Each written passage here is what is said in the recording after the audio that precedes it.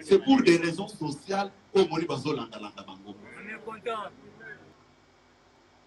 Ce qui n'a eu exemple, Yamoutounet Fayoul. Mais c'est une honte pour la République. Non, écoutez, dans ce Lobaboui,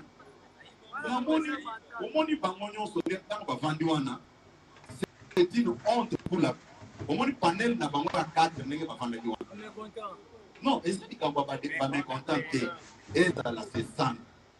Il n'est pas propre pour parler sur la République démocratique du Congo.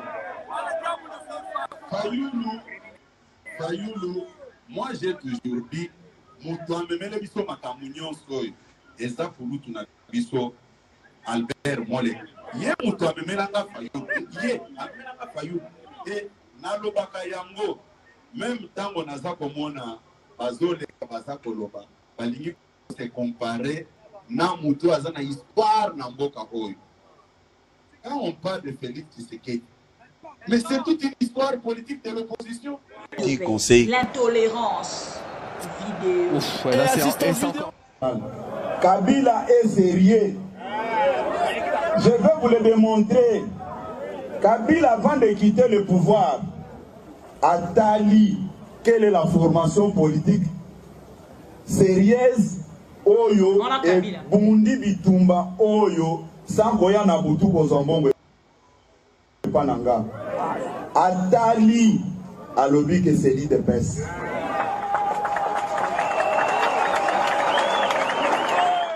Et pourquoi Bolanda?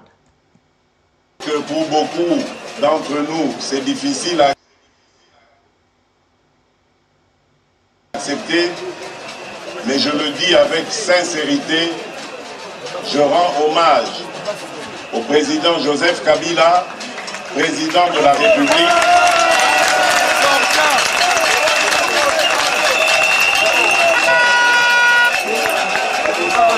Je vois que vous avez aussi eu la même réflexion que moi. Aujourd'hui, nous ne devons plus le considérer comme un adversaire, mais plutôt comme un partenaire de l'alternance démocratique dans notre pays.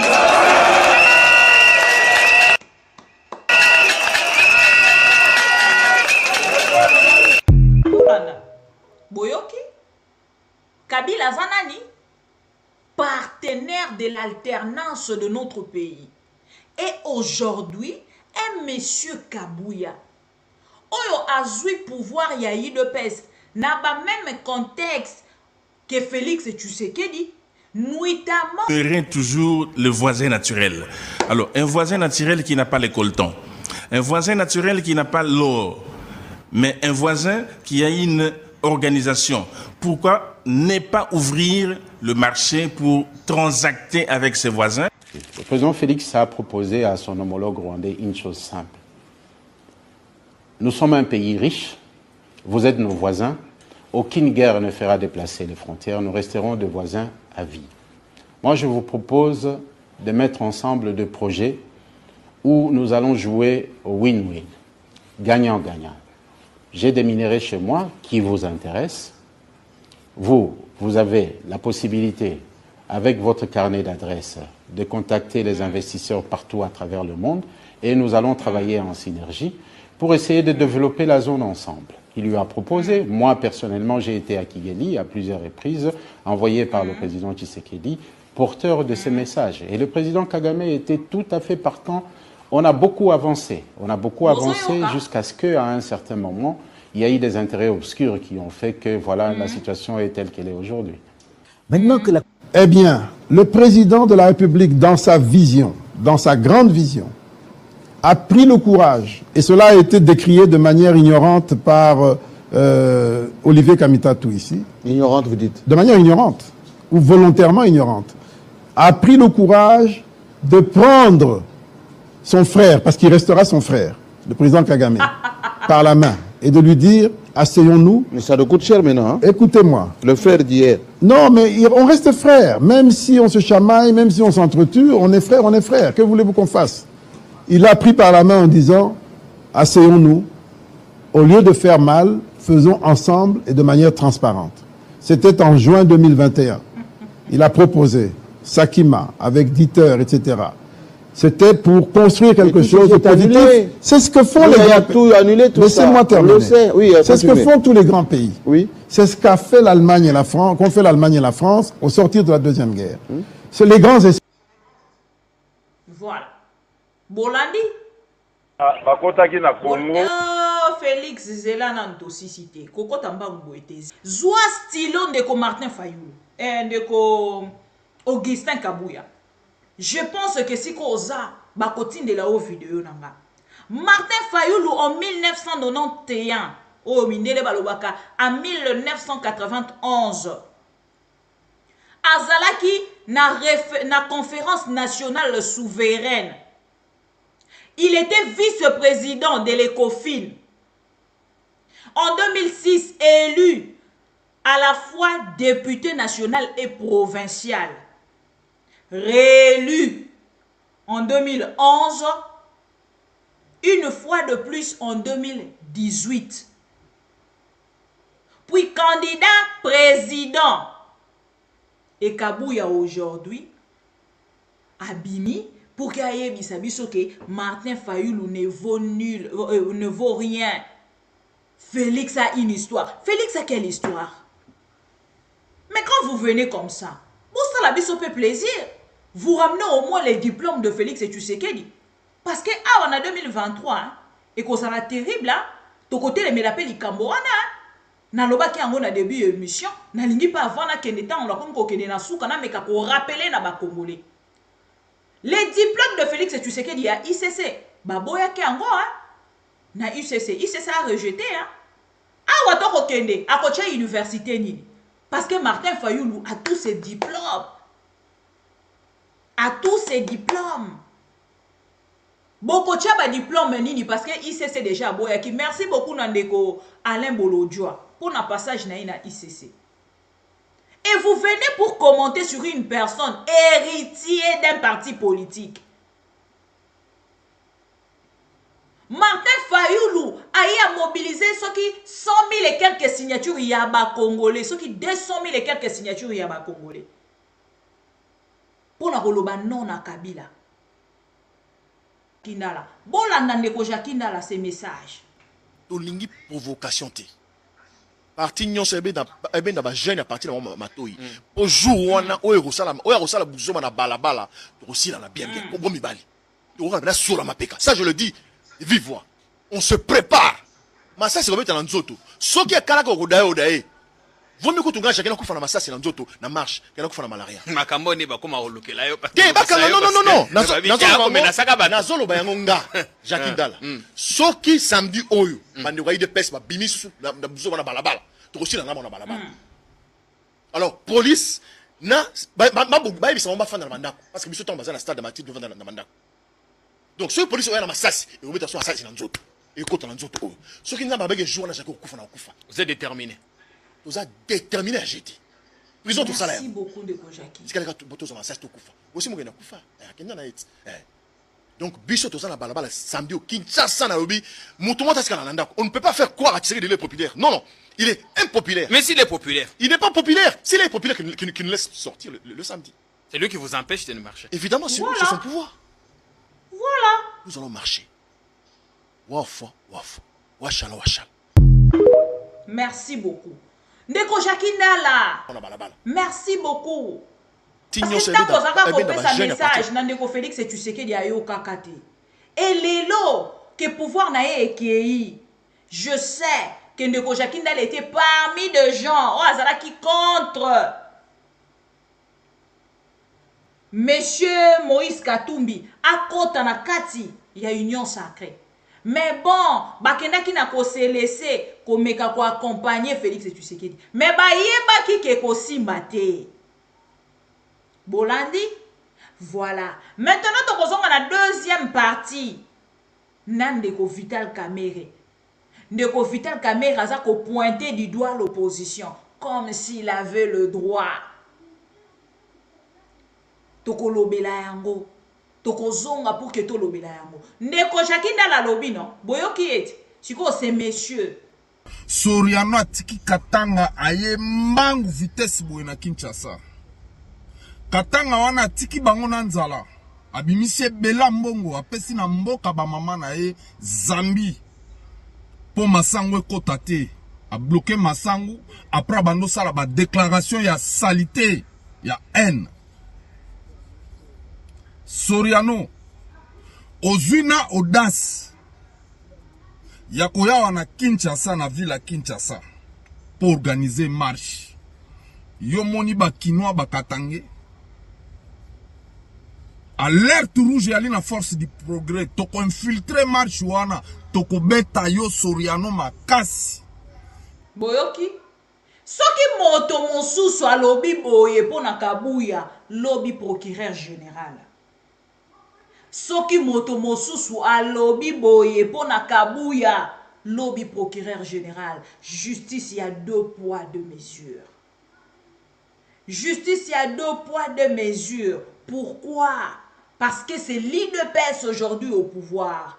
Il cite là force du progrès. Et Bazali Kotalisa qui va marcher le même jour que l'opposition. L'État congolais a tiki bango. Aujourd'hui, l'État congolais n'existe pas. N'existe pas. Les Congo aujourd'hui aussi, le Congo Konabiso Jakinda la lobby existe à Kalisouté. Pour Félix, tu sais qu'il y a mort loba, mboko si et koufa. C'est-à-dire le pays aujourd'hui est sous le fesse, excusez-moi pour le terme. Le pays aujourd'hui est sous le fesse des autorités congolaises. Alors si les Congolais ne vont pas se réveiller, ça sera triste. C'est là, Tokola Kissa, Nandeko Augustin Kabuya, qu'il n'a pas droit. Yakole kaka na télévision pour menacer d'autres politiciens. Avant kobanda ko menacer d'autres politiciens, benganga mama bibi, okoki ko sunganga. Est-ce que soki na lobby, okocha var? Bino boyebi sabiso que Kabila c'était un Rwandais. Comment vous, vous a informé que le pays a été géré par un Rwandais? Tout me kempe kokende na compréhension wana. Lelo bokei kozwa Kagame kokomisa ye frère, il restera frère. Vous avez un Rwandais, selon l'UDPS, Kabila, qui a eu à gérer le pays pendant 18 ans, mais vous préférez aller chez un Rwandais, Kagame, vous préférez consulter l'agresseur que la personne qui a géré notre pays au binobo traité d'un Rwandais. Est-ce que tout ça peut se comprendre? Et bozo bete lango tolo lelo, bolobi ke Kagame c'est notre frère. Et puis esa vidéo à lobi kunate, esa fake news c'est une vidéo authentique. Il restera, c'est comme si on était en train de défier le Congolais. Il restera frère de Félix Tshisekedi. Soki toki ba déclaration Félix Tshisekedi. Babomisi ba Congolais, c'est aujourd'hui neto zongi pour que tu comprendre que tant que Félix Tshisekedi ezaki koloba babomisi ba Congolais, il n'a jamais pointé Mosapinae na Kagame parce que Kagame était déjà son frère. Est-ce que quelqu'un arrive à me comprendre? Kagame était déjà frère de Félix Tshisekedi depuis l'opposition. Et Kagame na Félix Tshisekedi ba se mettra qui déjà d'accord que to meka kolongola papa Etienne Tshisekedi nanzela comme ça yo ozo pouvoir to longola Kabila et tout était déjà tracé depuis Rwanda. C'est aujourd'hui que nous arrivons à comprendre ça parce que Félix Tshisekedi, soi-disant qu'il était déjà géré dans un pays par un président rwandais, mais il préfère aller chez le président de tous les Rwandais et faire de lui son ami, son allié. Kabuya, Félix peut dire quelque chose. Félix a le droit de dire quelque chose plus que Fayoulou. Papa Linga ba Congolais ko. To Linga ba Congolais peut to Linga Congo. Donc, pour vous dire bref, Félix n'a rien à dire aux Congolais. Voilà natangi ka ba collaborateur à Félix Tshisekedi. Oh bazana bino na kati ya union sacrée. Nakati ya union sacrée, soko lobi ke c'est ça nga koyi kolobate, bemba koyi koloba. soko lobi ke Fayulu akoki koloba te Menda akoki koloba Monsieur Félix Tshisekedi ayebisaki biso que Vital Kamerhe akozonga. C'est la promesse que le président de la République a respectée, a réalisé. C'est la promesse il y a Félix Tshisekedi que narosala boy mais ayebisaki biso que Vital Kamerhe akozonga pour servir le pays. Tokotaka na novelas. Et azalaki moto aliboso o yabimisaki biso na kati ya novelas et on était sauvés. C'est le jour où tout le monde a compris que Félix Tshisekedi était dans le deal de 100 jours. Opposition et dénonçaki avec de preuves.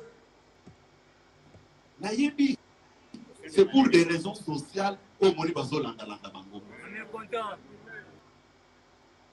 Ce qui n'a eu exemple ya Moutoune Fayulu. Mais c'est une honte pour la République. Non, écoutez, dans ce le Baboui,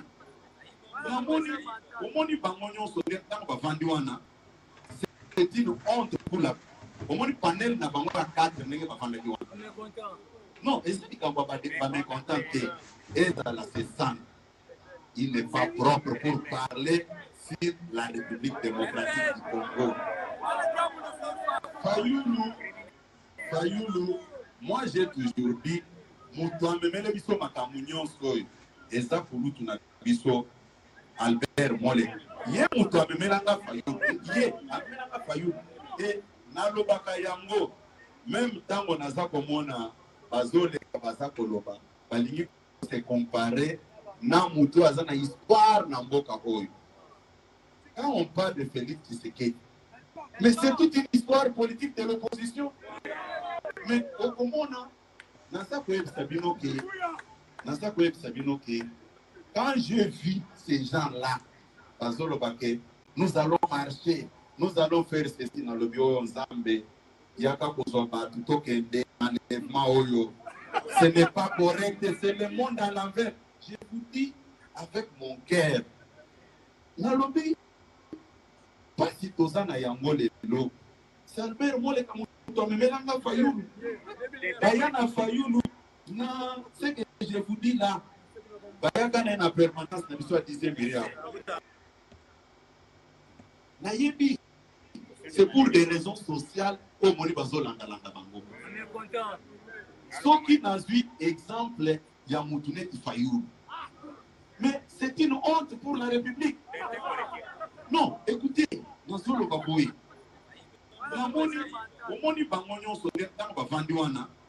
c'est une honte pour la. Au moins, panel n'a pas à 4 non, et c'est qu'on va pas mécontent et dans la cessante. Il n'est pas propre pour parler sur la République démocratique du Congo. Fayulu, moi j'ai toujours dit, Moutoua memele biso makamunyon soy, et ça pour nous tout na biso Albert Mole. Ye Moutoua memelanga Fayulu, ye amelanga Fayulu, et nalobaka yango, même tango naza komona bazole baza koloba, balingi se comparer na Moutoua azana histoire na mboka oyo.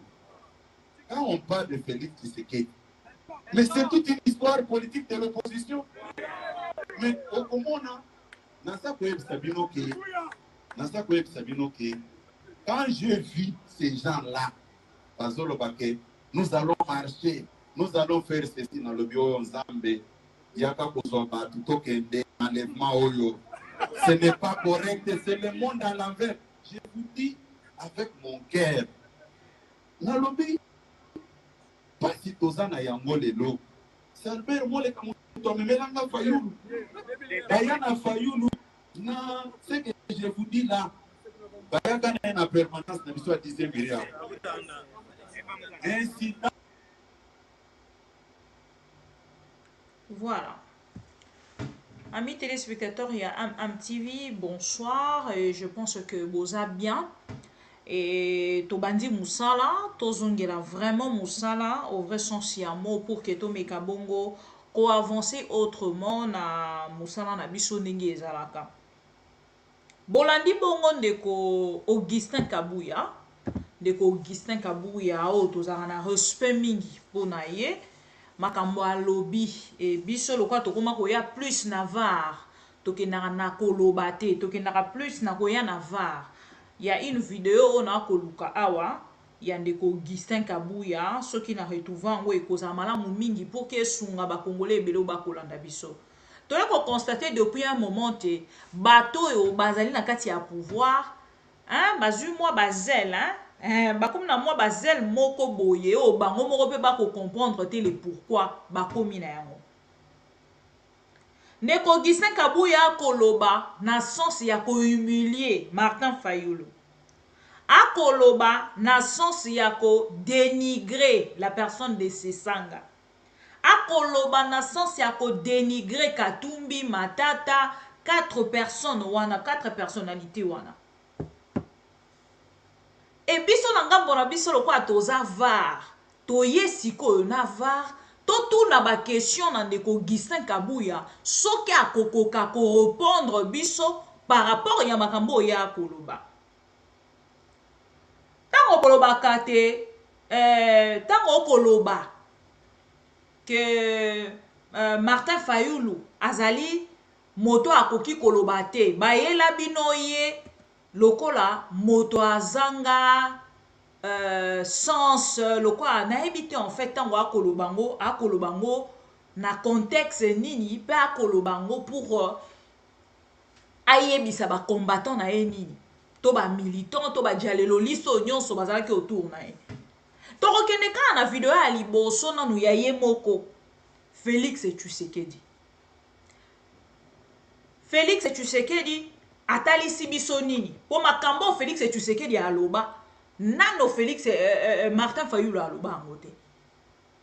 Donc je préfère encore mieux une personne qui se mélange na moto ya finga jamais. Lokola ndeko Matata, ndeko Sesanga, ndeko Katumbi, keko kende ko sangana na moto o bino bo finga tout au long ya komba na bino. Tango na koyoka ndeko Kabuya, nazotuna, ide peso ebundaka soki soi-disant 37 ans. De ide peso, c'est une question. C'est juste une question. Ide peso ebunda 37 ans. De ide peso, oyo, ou c'est une autre en fait. Naébité. C'est un autre. Voilà. Parce que les lots tant là, ba tête o ba kopé sa biso na kati ya UDPS pour na ko bima na public, ko loba ko réagir. Vraiment na omi tout na motuna. Bon landasko Félix et Tshisekedi. Bon que bopé misara Félix était hein. Bolobi ke bato bazali opposition ya pété. Comment opposition a pété ça ko sali sabino ba vidéo? Bokei ko lancer marche le même jour. Ngana loba kiango. Ata bolobi bo reporter marche au les 30. Mais bato yo ba kolinga toujours te bo marcher parce que bozali ko sala bango balala te. Boloba ki opposition a pété. Mais bo se rendre compte les lotés. Ezali opposition ya PTT, ezali opposition ya pasi, ya makasi. Parce que bino nanga mona bino bozola la kimiate. Vous envoyez des gens pour menacer Moïse Katumbi, Martin Fayulu, pour menacer opposition mobimba ke bino bokoza nanzela. Et ce qui bokoza nanzela, vous pensez que boche couverture likolo ya République démocratique du Congo, tout ce que vous faites et zo comme la liste soit internationale te communauté internationale azali informée te Union européenne bazali informée te ba presse nyonso ya monde bazali informée te selon l'UDPS. Donc selon bino botier couverture likolo ya République démocratique du Congo nyonso bozo sala ngona sa mais ça. Mais quand on partage vos informations comme ça, votre vidéo et ça partager mokili mobimba bato nyonso ba komona yango bozo kansaka makambo nyonso bozo sala suki na kati ya kati ya parti ya UDPS ou comment on ne comprend plus rien. Tout le monde a ba parti au pouvoir agité mais le ko la UDPS non tout le monde a te. Comment koki kokoma na niveau ya koloba que bato ba kokende ko marcher Tango balobi na biso ke bako marché, biso to kamwe. Avant to zonon vidéo ande ko Félix Tshisekedi. To ko bandano na var na yo moko Kabuya. Kabuya, est-ce que je rote? Nazui na sélectionné en rote, oh my god. Il faut qu'il na sélectionné vidéo non ya Kabuya. To bandi non na Kabuya, après to kei na Félix, mais c'est pas grave. To banda na Félix Tshisekedi. Bino bozolo bana bato ke bato bakoki kolobate. L'UDPS aujourd'hui. Oh, ils ont ça la bino eza soni ya disparition. Parce qu'après le pouvoir de l'UDPS n'existera plus jamais. Et tous les Congolais sont informés. Tous les Congolais vous observent.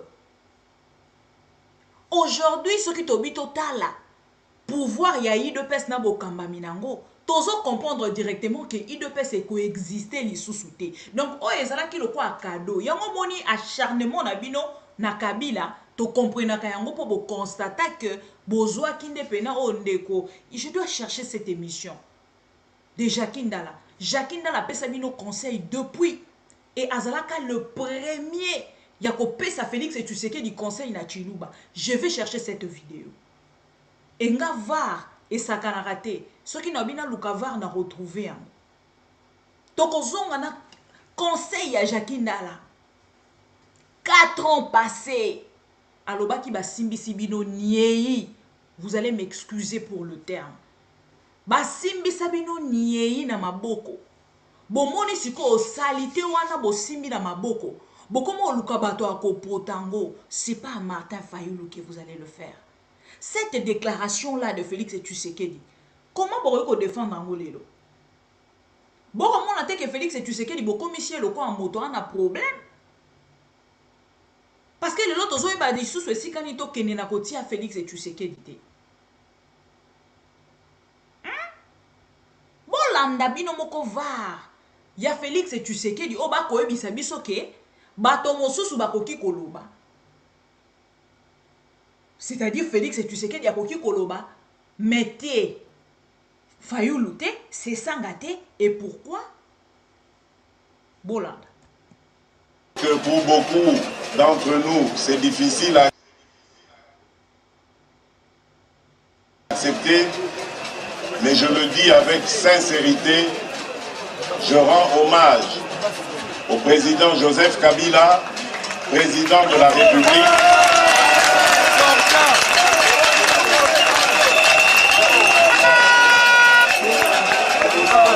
Je vois que vous avez aussi eu la même réflexion que moi. Aujourd'hui, nous ne devons plus le considérer comme un adversaire, mais plutôt comme un partenaire de l'alternance démocratique dans notre pays.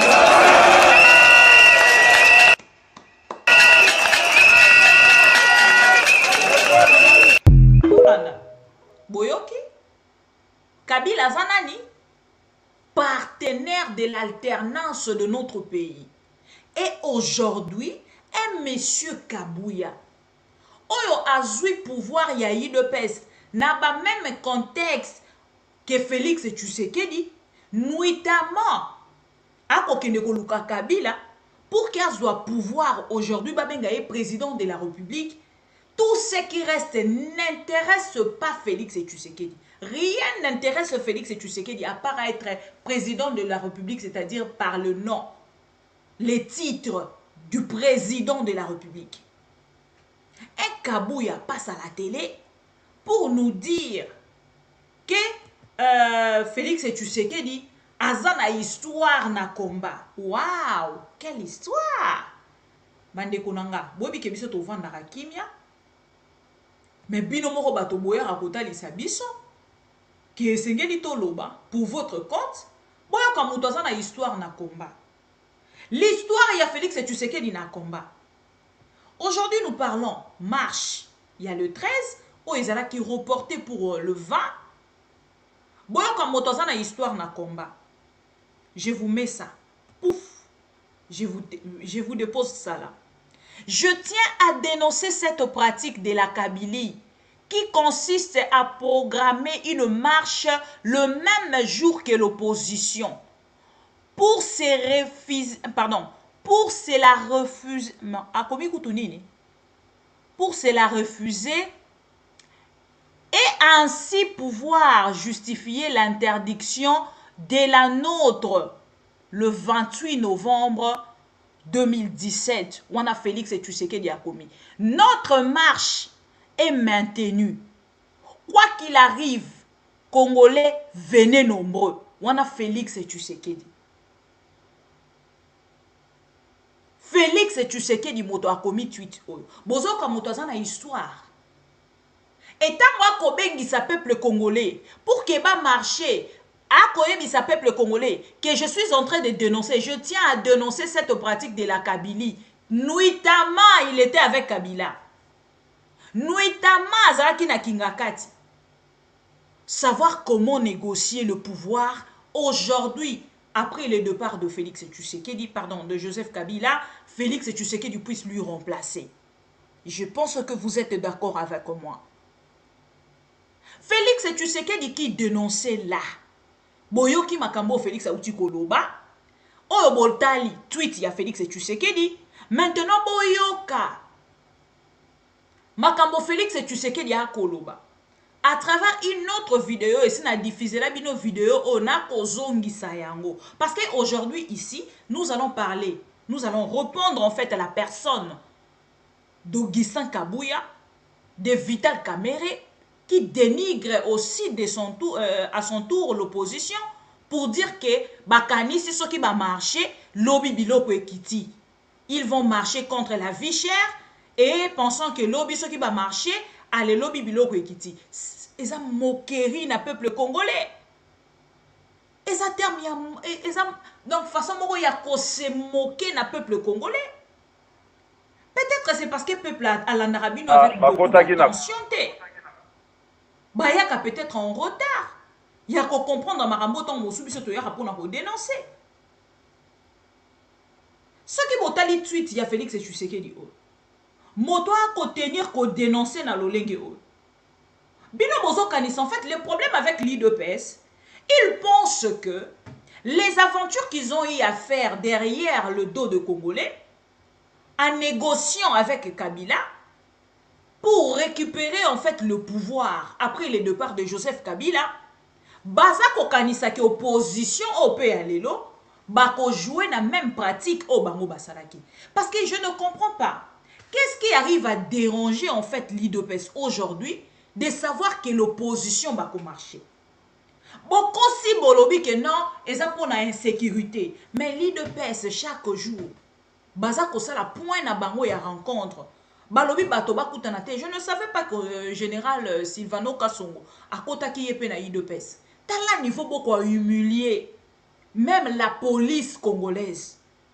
Bozui général, un général Ouazali, deuxième personnalité, s'il vous plaît, l'IDPS.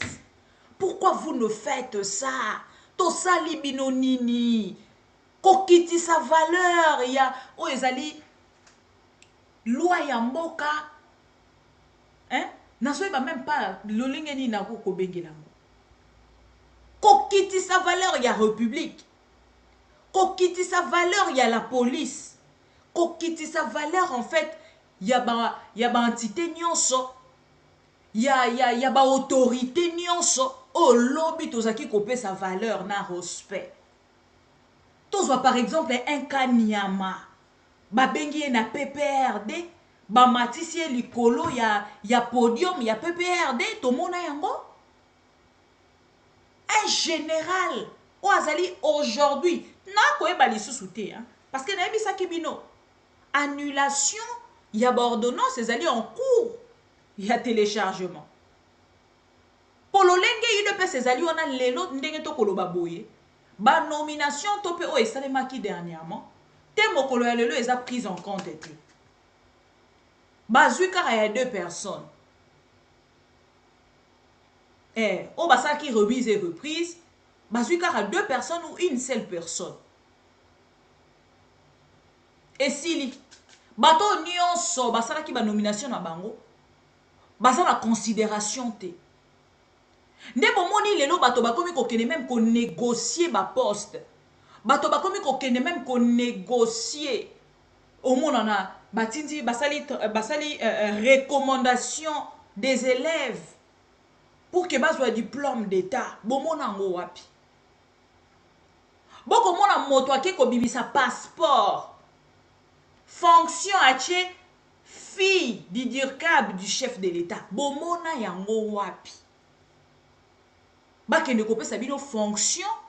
On vous demande votre fonction, vous dites que je suis la fille du DIRCAB du chef de l'État. Ça, c'est quelle république? Ou on a République démocratique du Congo sous l'UDPS. L'UDPS, oh, les lois koebi sabatoke, motoboyazan a droit à kolobate. Félix Tshisekedi déplace un assassin de Congolais. Un agresseur de la République démocratique du Congo au nom de Paul Kagame jusqu'à la capitale. C'est Félix Tshisekedi dont vous parlez.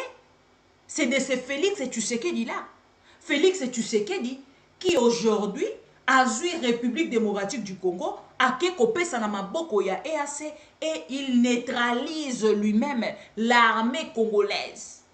C'est de Félix Tshisekedi dont vous nous parlez là. Monsieur Augustin Kabouya, pourquoi vous pouvez misara mona mobali au Félix Tshisekedi te o aza déjà na ba problème et belé na moto na.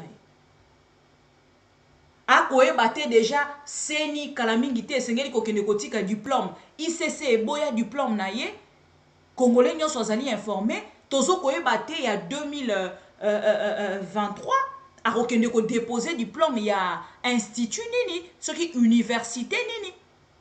C'est de ces messieurs là que vous comparez. C'est ces messieurs là que vous comparez, c'est de ces messieurs là que vous nous parlez. Monsieur Augustin Kabouya, êtes-vous sérieux? Ce que vous allez sérieux. Yaka koebisa biso. Ce que olobi na biso. Que bato nyonso bakoki kolobate. Yebisa biso. Video oyo yo moko kolobake Kabila azali sérieux.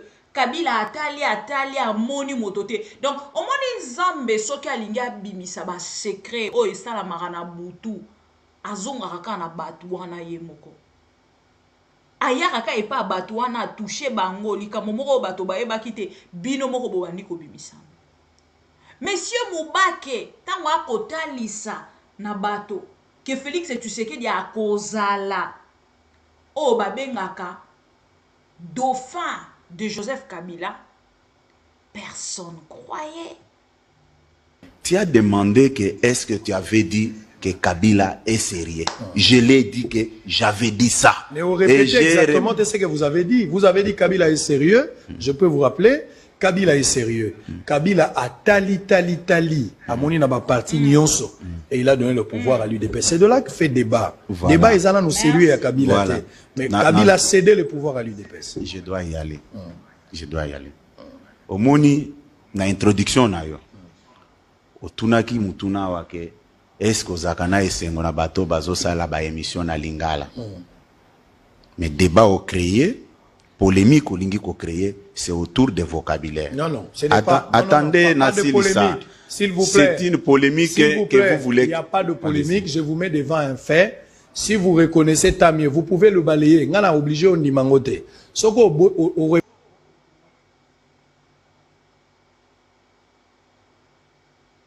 répéter en ondenge zalagite. Vidéo ezali na cheli au vidéo. Tant que soko bossa nous appelle mutu. Moi je pense que pression on va prendre la vidéo s'il vous plaît.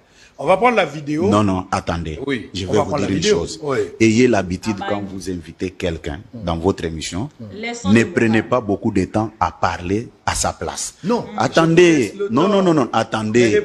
C'est un petit conseil. L'intolérance vidéo. Ouf, là, c'est encore... Kabila est sérieux. Je vais vous le démontrer. Kabila, avant de quitter le pouvoir, a tali. Quelle est la formation politique sérieuse Oyo et Bundi Bitumba Oyo Sangoya Nabutu Bozambongo Pananga Atali à l'objet que c'est l'IDPS.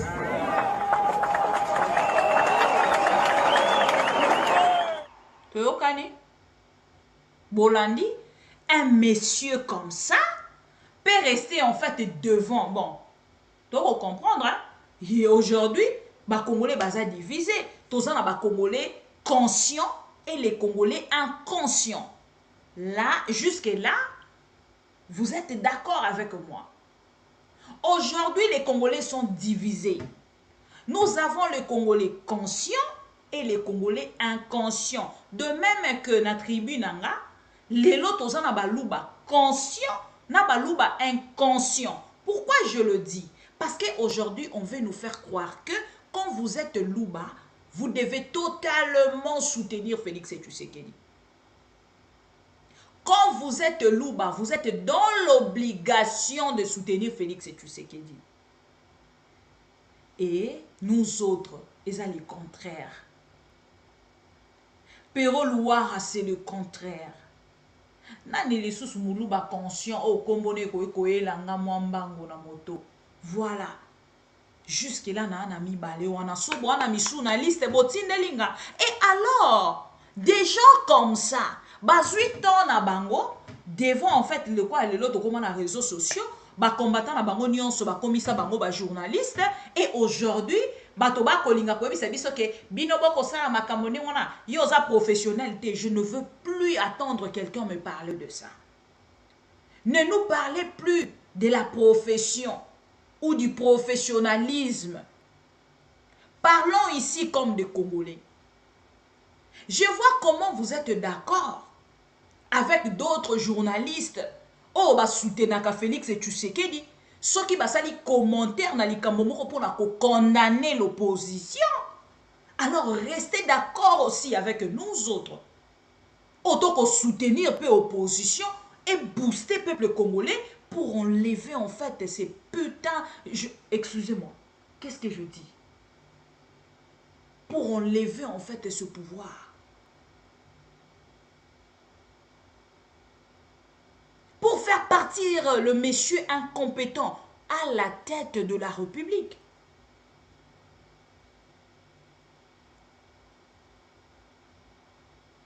Ces messieurs incompétents à la Kisiba limite na nyonso. Je ne sais pas pourquoi il devait rester au pouvoir. Qu'est-ce qu'il a fait? Est-ce que la République démocratique du Congo aujourd'hui appartient à Félix ou à sa famille? Mais non, les Congolais, réveillez-vous! Réveillez-vous! Beaucoup qui vont beaucoup croire que Félix a pensé à quelque chose. C'est Félix-là dont vous parlez. C'est pas c'est Félix. C'est pas c'est Félix. Bolanda, parce qu'il y a ceux qui va et tomboki. Félix Obozali Kolobelabiso, c'est pas c'est Félix. Comment se porte votre pays, la République démocratique du Congo? Bon, le Congo va très mal au niveau social, au niveau économique, malgré ce qu'on nous chante comme chiffres au niveau de la croissance. Vous allez encore dire que ce sont des chimères? Je crois que c'est des chimères. Vérifiez-le auprès des citoyens. Vous verrez que le panel de la ménagère ne s'est pas du tout rempli avec la croissance à 2 chiffres. Oui. Les emplois ne sont toujours pas créés. Mais a priori, il y a eu une évolution ces dernières années. On est passé de 60 à 40% de taux de chômage. Vous ne l'avez pas ressenti? Mais ce qui est étonnant, et d'ailleurs c'est pour moi une performance extraordinaire de ce gouvernement qui arrive à donner des chiffres comme ça sur base de rien. Parce que l'administration ici, c'est connu. Allez dans nos communes, allez dans nos villes, vous verrez qu'il n'y a pas de fichier d'état civil qui soit tenu. Sur quelle base calcule-t-on ce taux de chômage? Combien d'abord il y a de demandeurs d'emploi? Combien sont formés? Combien sont... Donc quels sont les emplois vous, par exemple, vous n'avez disponibles? aucune idée du taux de chômage dans votre pays? Non, mais c'est impossible à savoir. Nous ne savons déjà pas à combien nous sommes Congolaises et Congolais. Donc c'est très difficile de dire qui sont demandeurs d'emploi et combien d'ailleurs d'emplois il y a de disponibles. Ça aussi, il faut le savoir. Donc je crois que c'est de la poudre aux yeux. Il n'y a pas d'études, il n'y a rien de fait pour... C'est de la poudre aux yeux que nous jette ce gouvernement pour des besoins de propagande personnelle.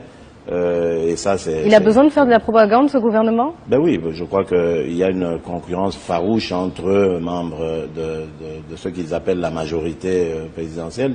Ils concourent tous ils aspirent tous à devenir Premier ministre. Donc celui qui est là essaie de faire le plus grand tapage possible pour se faire remarquer. Mais ce n'est pas vrai. Demandez aux Congolais. Vous verrez que le pouvoir d'achat, ici, il se réduit au contraire. Au fur et à mesure que la croissance augmente comme on la présente, ben, le pouvoir d'achat, lui, il se réduit. Mais pourtant, même le FMI, par exemple, a reconnu que le Congo avait fait des avancées en matière d'économie, par exemple, stabiliser son économie, son taux d'inflation. Ce qui est vrai, ça, ce sont des... Bolandi, on a Félix et Tshisekedi. Choqué, bâtonnion so... Donc Félix et Tshisekedi a le droit de parler selon Kabouya et le militant de l'UDPS. Je vous pardonne. Et je pense que même les Congolais vous pardonnent. Les Congolais vous pardonnent. Bolandi Siko Maramo Félix et Tshisekedi à lobby. Maintenant l'ancien prisonnier Nengendeko Namoni Ndeko Christian Lusakweno abengi Ndeko Matata Ponyo, mais c'est l'impunité. Donc lelo toza quand même na moi liberté wana et sengo wana pe à comprendre que ba grand frère na biso bango pe lelo ba komi na ba attitude autre par rapport y a ba relation au moto na moto azali nango na kati ya pouvoir. Et moi ça me va parce que je me sentais trop seule et c'est quand même une bonne chose de savoir que même nos aînés aujourd'hui n'ont plus en fait des exemples Yaropé Sabicho ou conseil Yaropé Sabicho pour autant un politicien, un journaliste, un politicien, monsieur l'impunité. Alors laissez-nous appeler Vital Kamerhe, monsieur le prisonnier. Parce que jusqu'aujourd'hui, pour le Congolais, Vital Kamerhe est toujours en prison. Tout ce qu'il est en train de faire, voilà pourquoi les Congolais dénoncent. Parce qu'ils savent que la personne avait tellement détourné de millions. Il était cité en fait dans le détournement. À Koki Kozala Libandate, Bisotoko considérait qu'il est condamné il y a 20 ans. Voilà. Prenez que pour Kabouya, Maman F. Bazaïba, qui est autre pesaka respect belé, quand la même vidéo na ye oyo, par rapport à la déclaration à ça là, lobby na lelo, elingi koloba que Maman F. Bazaïba, azana nini, ahana raison, et elle a plein droit ya koloba. Bon, mais qu'un peu koe bisa biso. Azana droit ya koloba. Or, biso moko lelo erto otana makambo nyoso ndenge eleka. Tozo constater que toroki ko vanda te to beta quand même maboko na pouvoir oyo. Ba déclaration oyo Maman F. Bazaïba. Congolais nini to pe congolaise nini. Tango akoyoka deux déclarations na moto moko. Lolenge moko na ndenge Félix alobaki lobi. Akomi lobela nini? Bolanda. Riko sangana te na kati ya corruption, na kati ya iniquité. Un président conçu dans la corruption mboka ekobeba ezali potopoto ye moko Félix alobaki.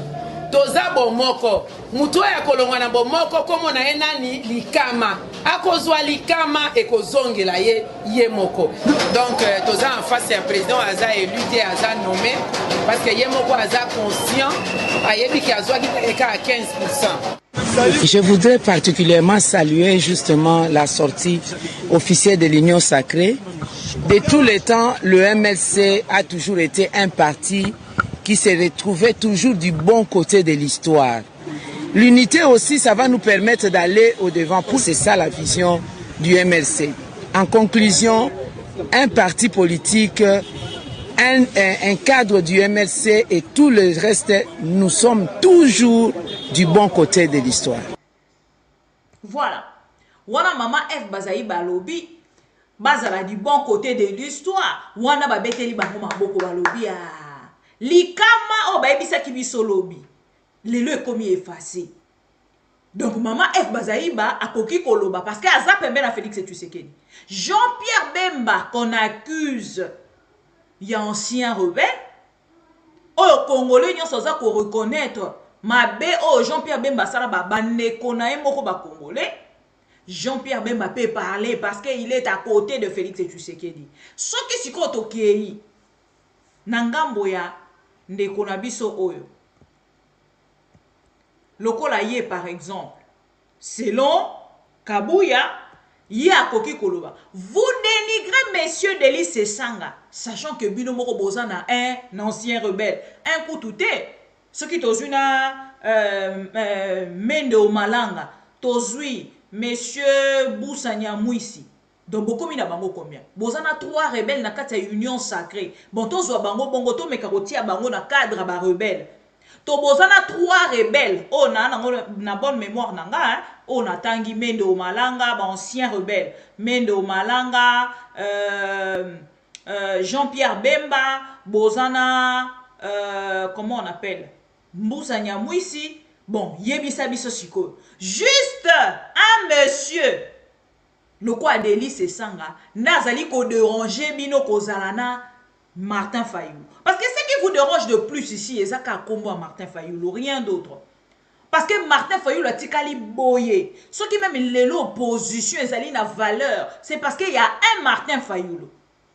Et vous de votre côté, vous connaissez ça qui peuple a kobosan en fait obino bosala ki lobby pour que peuple banda kobetela bino maboko aveuglement yo ndeko Augustin Kabuya oloba ke Martin Fayulu akoki kolobate oloba ke Delis Sesanga akoki kolobate tope bato nyonso bazana katumbi akoki kolobate bino lobby botelema ki bolobi ke Rwanda eza koboma bazo koboma ba Congolais boko accepter yangote aujourd'hui bolali bolamuki à travers votre parti bokei ko s'allier na Rwanda et tout le conseiller de Félix Tshisekedi baleki basali déclaration na ba chaîne ya minene ya mboka. Monsieur Kabuya, est-ce que vous retournez vraiment pour na rota la penza o sala moi na kokoloba nini repêchage ata mukie na réflexion na yo ya kozwa 2-3 mots ya makambo boloba ki lobi otala lelo soki boza na droiture ou bosi bobunga nzela to likama o mama F Bazaïba aloba esi ekomela bino soki bino moko bomitali esengeli bobengaka mama F Bazaïba prophétesse parce que aloba kana bino ke likama ekokomela bino et avec votre pouvoir avec votre gestion tala lelo vous allez improviser un projet juste pour attirer l'attention des Congolais. Ce qui est Okoloba Bongo, et Bongo pour la conseiller au Misatou ya Félix et Tshisekedi Okoloba Nini. Parce que nous devons quand même commencer à vous rappeler tout ça. Vont demeurer toujours le voisin naturel. Alors, un voisin naturel qui n'a pas les coltons, un voisin naturel qui n'a pas l'or, mais un voisin qui a une organisation. Pourquoi ne pas ouvrir le marché pour transacter avec ses voisins? Le président Félix a proposé à son homologue rwandais une chose simple. Nous sommes un pays riche, vous êtes nos voisins, aucune guerre ne fera déplacer les frontières, nous resterons des voisins à vie. Moi, je vous propose de mettre ensemble deux projets où nous allons jouer au win-win, gagnant-gagnant. J'ai des minéraux chez moi qui vous intéressent.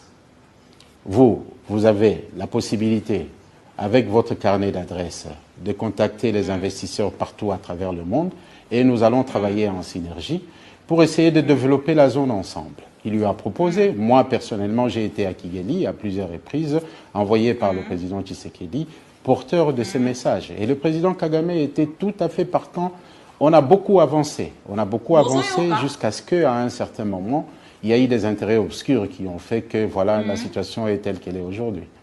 Maintenant que Eh bien, le président de la République, dans sa vision, dans sa grande vision, a pris le courage, et cela a été décrié de manière ignorante par Olivier Kamitatou ici. Ignorante, vous dites? De manière ignorante, ou volontairement ignorante, a pris le courage de prendre son frère, parce qu'il restera son frère, le président Kagame, par la main, et de lui dire, asseyons-nous. Mais ça nous coûte cher maintenant. Hein? Écoutez-moi. Le frère d'hier. Non, mais on reste frères. Même si on se chamaille, même si on s'entretue, on est frères, on est frères. Que voulez-vous qu'on fasse?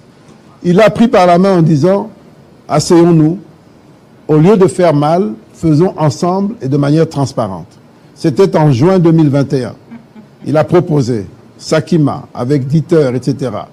C'était pour construire quelque chose de positif. C'est ce que font les grands pays. Tout annulé, tout ça. Laissez-moi terminer. Oui, c'est ce que font tous les grands pays. Oui. C'est ce qu'a fait l'Allemagne et la France, qu'ont fait l'Allemagne et la France au sortir de la Deuxième Guerre. C'est les grands esprits. Voilà. Bolandi. bakotaki na Congo. Félix Zela na ntosisité. Kokota mbangu ete Zela. Tokolakisa. Nandeko Augustin Kabuya. Qu'il n'a pas droit. Yakole kaka na télévision pour menacer d'autres politiciens.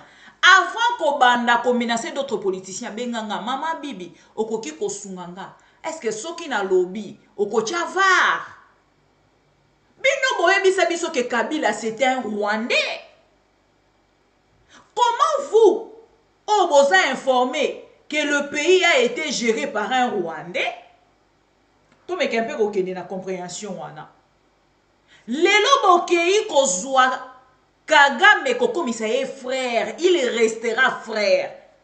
Vous avez un Rwandais, selon l'UDPS, Kabila, qui a eu à gérer le pays pendant 18 ans, mais vous préférez aller chez un Rwandais, Kagame, vous préférez consulter l'agresseur que la personne qui a géré notre pays au binobo traité d'un Rwandais. Est-ce que tout ça peut se comprendre? Et bozo bete la moto lelo, bolobi que Kagame c'est notre frère. Et puis esa vidéo à lobi kunate, esa fake news était, c'est une vidéo authentique. Il restera, c'est comme si on était en train de défier le Congolais. Il restera frère de Félix Tshisekedi. Ce qui toki ba déclaration Félix Tshisekedi. Babomisi ba Congolais, c'est aujourd'hui neto zongi pour que tu comprendre que tant que Félix Tshisekedi des aki koloba babomisi ba Congolais, il n'a jamais pointé Mosapinae na Kagame parce que Kagame était déjà son frère. Est-ce que quelqu'un arrive à me comprendre? Kagame était déjà frère de Félix Tshisekedi depuis l'opposition. Et Kagame, na Félix Tshisekedi, bah, se mettra qui déjà d'accord que to meka, kolongola papa Etienne Tshisekedi nanzela, comme ça yo oso pouvoir, to longola Kabila, et tout était déjà tracé depuis Rwanda. C'est aujourd'hui que nous arrivons à comprendre ça. Parce que Félix Tshisekedi, soi-disant qu'il était déjà géré dans un pays par un président rwandais, mais il préfère aller chez le président de tous les Rwandais. Et faire de lui son ami, son allié. Kabuya, Félix peut dire quelque chose. Félix a le droit de dire quelque chose plus que Fayoulou. Papa linga ba Congolais ko. To linga ba Congolais pe to linga Congo. Donc, pour vous dire bref, Félix n'a rien à dire aux Congolais. Wana natangi ka ba collaborateur à Félix Tshisekedi. Oh bazana bino na kati ya union sacrée. Na kati ya union sacrée, soko lobi ke c'est ça nga koki koloba te. Bemba koki koloba. Soko lobi ke Fayoulou koki koloba te. Menda koki koloba. Soko lobi ke Matata koki koloba te. Katumbi koki koloba te. Nani koki koloba. Nani koki koloba. Boshaba koki koloba. Donc, Boshaba a droit à la parole. Nakati ya République démocratique du Congo plus que Matata. Lelo soki bozana ba Transco. Je viens de voir même une vidéo. Transco a été déjà inauguré société wana bus avec Joseph Kabila. Félix Tshisekedi a son projet, il repart encore pour la rokende ko yamba ba Transco. Vous avez quel projet? Boye ko kamba ba Congolais na projet nini? Soki Matata koki kolobate, papa Oyo, avant Tocha Félix, Oyo. M'a importuné toute une nation. Vous avez un gouvernement. Dernièrement, tout le gouvernement s'est transformée en une plateforme politique. En droit constitutionnel, vous ne verrez jamais, je n'ai dans ma connaissance des constitutionnalistes, je ne connais pas un seul cas où un gouvernement d'une république se décide de se transformer en plateforme électorale avec comme président l'autorité morale. C'est vraiment un esprit diabolique. Il y a 3 angles. Dans un angle, il y a un triangle, il y a 3 angles. Il a mené la CENI qui est totalement sous la botte de la majorité présidentielle. Non, vous avez la Cour constitutionnelle. Tous des corrompus. Dites-moi par où est-ce que vous pouvez passer. Parce que la Cour constitutionnelle qui prend les décisions en dernier ressort. C'est pourquoi nous avons dit qu'il faut une transition qui essaie de clarifier cela. Souvent, on nous pose la question. Donc, c'est une transition qui sera gérée par la société civile. Bolandi. Donc, papa Oyo. Akoki Koloba. Donc, Bochab, Mbosso, monsieur le professeur Mbata, le professeur Yambata, il a droit à la parole plus que Matata, il a droit à la parole plus que Fayoulou, il a droit à la parole plus que Sesanga. Seulement le bête ne bakoki ko croire na yo. Mais pas les Congolais conscients. Parce que bokoki si bokomi na ba limite. Bolakisi ba limite na bino. Na pouvoir na bino ya ba incompétent. Pouvoir na bino elakisi ba limite na yangotala. Nous allons marcher aussi les 20. Et ça qui les 13. Nous allons marcher les 13. Nous allons marcher. Tout ça pour embrouiller la population. Et vous, vous pensez que vous avez une couverture. Oyeko bomba makambo nyonso obino boko sala. Boko futa yango d'une manière ou d'une autre. Vous avez escroqué le Congolais moralement. Avec de promesses nulles. Oh, ba Congolais bazaki ko kanisa. Ke ko salama. Etikali ko salama. Te bozui 5 ans pour vous enrichir. Yango ba Congolais. Détrompez-vous. Que le français ne puisse pas vous intimider. Quand j'ai suivi Mbata, Monsieur Kamere, Félix et tu sais que on a l'andara chaque jour. Bandeko, na se décomplexa. Tozaki kokanisa peut-être que politique, et ça la rapona batu moko boye. Il faut ne bayaka pour que ba expliquer biso. Biso to landaka te za lokwa pasteur atangela biso Bible. Po ya kotangisa biso verset boye lobi boye verset boye lobi boye ndeko so yo moko zui Bible. Obandi kotanga ngo matin midi soir ndeko kendaka na ba librairie pona ko zwa ba maison de livres wana pona ko zwa ba livre pona kotanga tanga Bible bien. Banda ko comprendre Bible. Orozonga bo vandi o bando tala pasteur na bino lobi pasteur. Bon. Parce que babi na biso ke to sambela biso morote to zara na kati ya assemblée. Voilà pourquoi to za ko kende. Mokoki ko fanda te ondimaka nyonso pasteur alobaka. Na ko boma bino lobi. O to voyez la sujet à pasteur à sali parti politique. Donc monsieur Augustin Kabouya azoya koyebisa biso ke donc Mukuna a droit à la parole. Toko zongi la Mukuna. Mukuna a droit à la parole plus que Fayoulou. Fayoulou oyoyo tango oko kota na ba recherche bande ko bozela.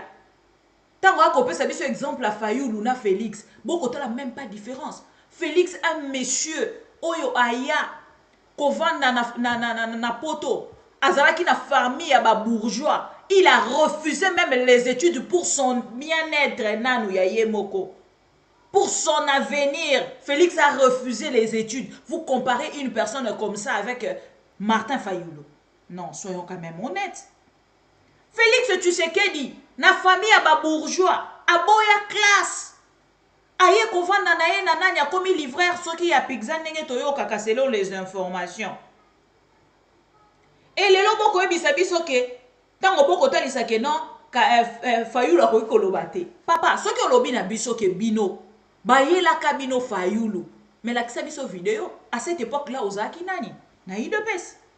Pour nous yebisa biso ke bayelaki bino Fayulu. Il faut yebisa biso. Ozalaki nani à cette époque-là pour que bayela yo Fayulu. Mais ceux qui ont yebisi biso te.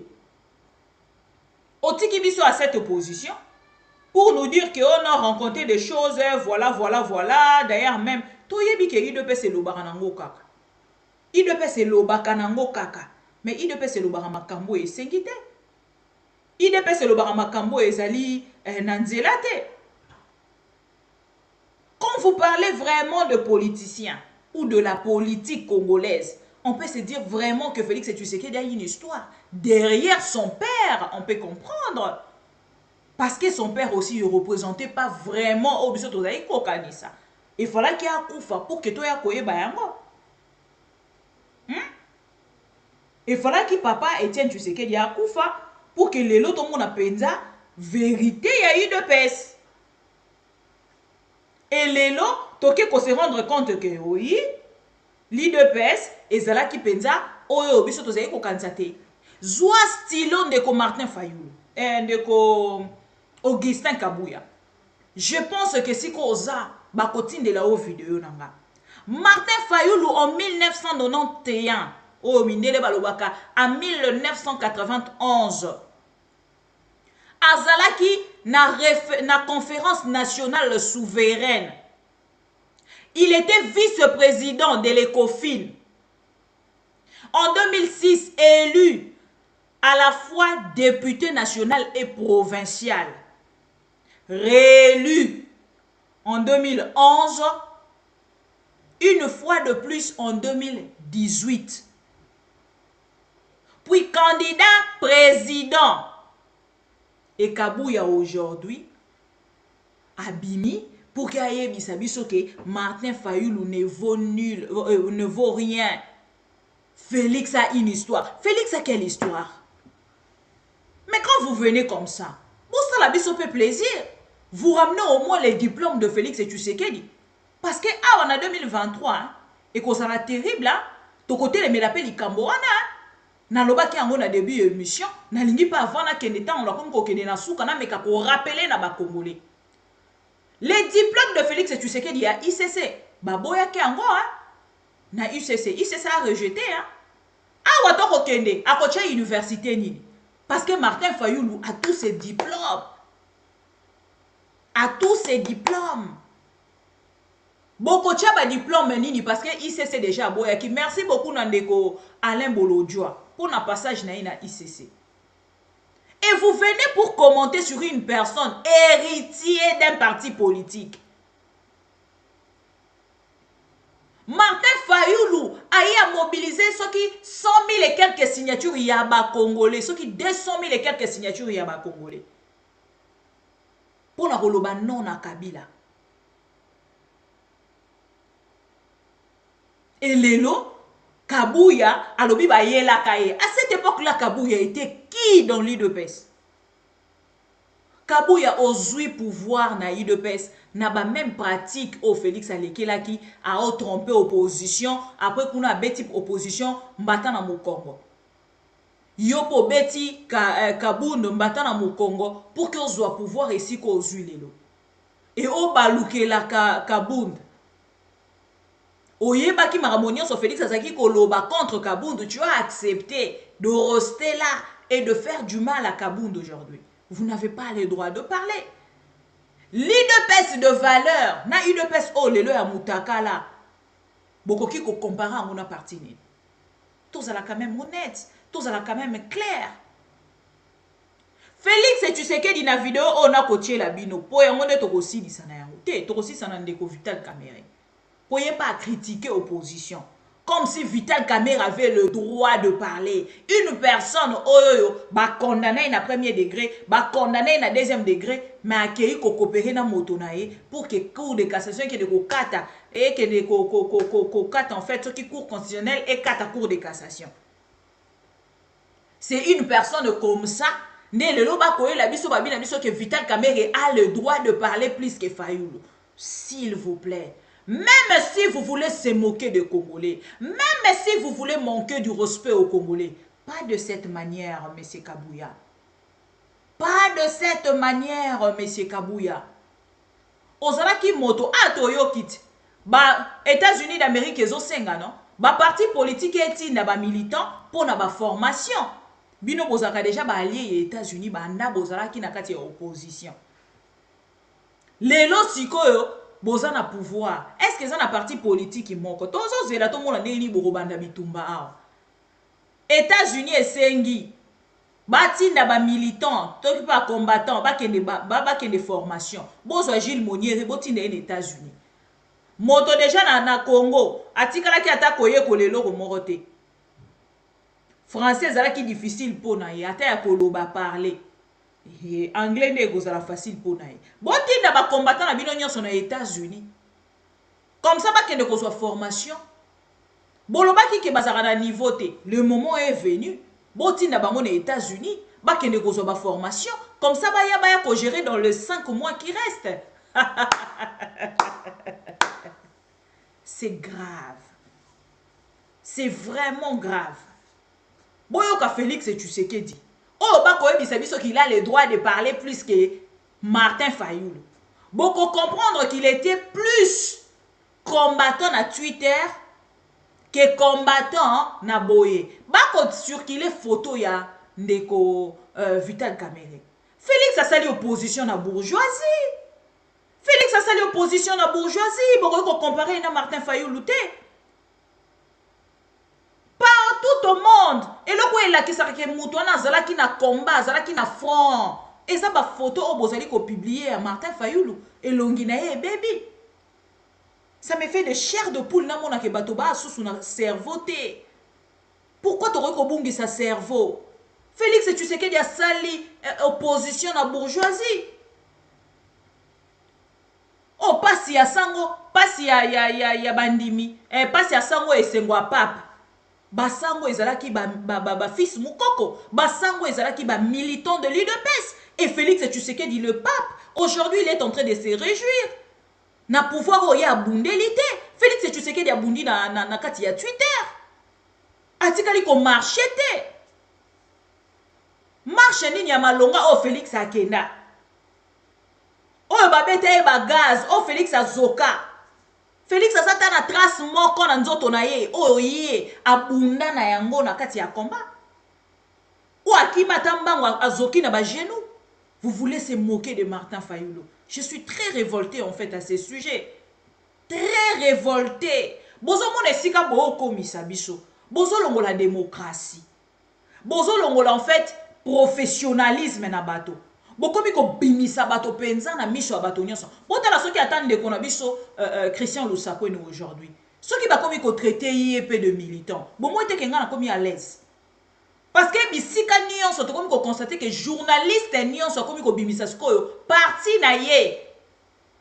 A komi ko bimisa en fait oyo ya bomba pendant longtemps na chanson ya professionnalisme. Vous ne pouvez pas blaguer à Martin Fayoulou. Vous ne pouvez pas blaguer avec Martin Fayoulou, s'il vous plaît. Aza quand même na cursus. Moko normal, oh ya lundi. Aza quand même un monsieur respectable. Bolinga ki bo lukaye na banzela ebele etikala kosimbate. Aujourd'hui, il n'y a pas une personne ou a koloba. Martin Fayoulou atikali constant.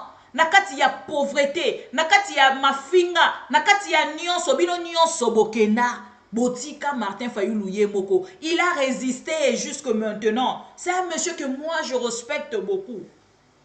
C'est un monsieur que je respecte beaucoup plus que le mot. Monsieur Augustin Kabouya, vous n'avez pas le niveau. Yako keneko ça la face. À travers même votre communication. Donc, na ba combattant ba ngomoroko ba sekiyo. Parce que na ba combattant ba retourne à cette époque-là, Augustin Kabouya était qui? Ba memela kinga yawa. Là qui sabi sur vidéo, mi kono tozan la vidéo. Là qui sabi sur vidéo parce que nous avons beaucoup de vidéos. Là, je vais vous mettre une vidéo. Quand vous nous parlez de Félix et Tshisekedi, dans la vidéo, elle ne peut boye bakaketo kotisaka mbongo na famille ya Kabila esili te ba secteur ezali ebele saka na Dubai efongwama na famille na ye Bamiyibi, ba opportuniste.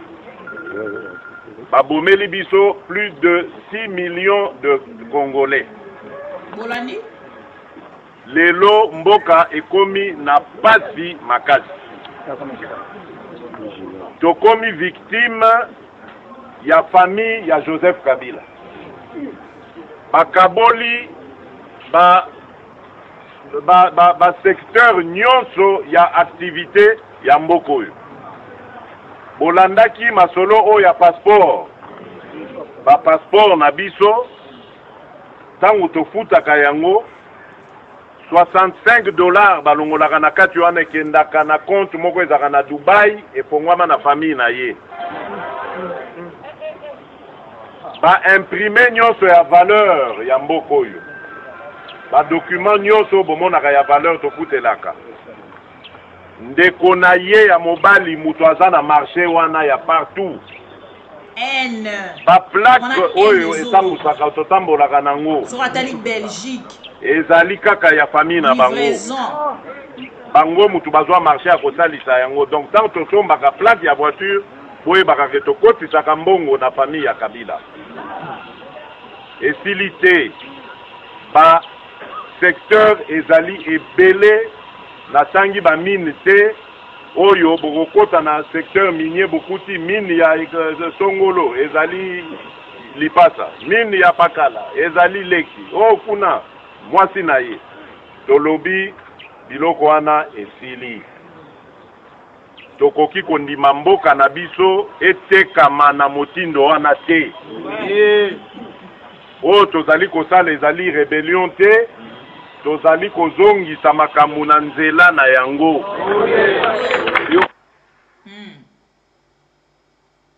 Bozoka. Ke bana na biso bazanga ndenga kokende classe. Babenganaka bana na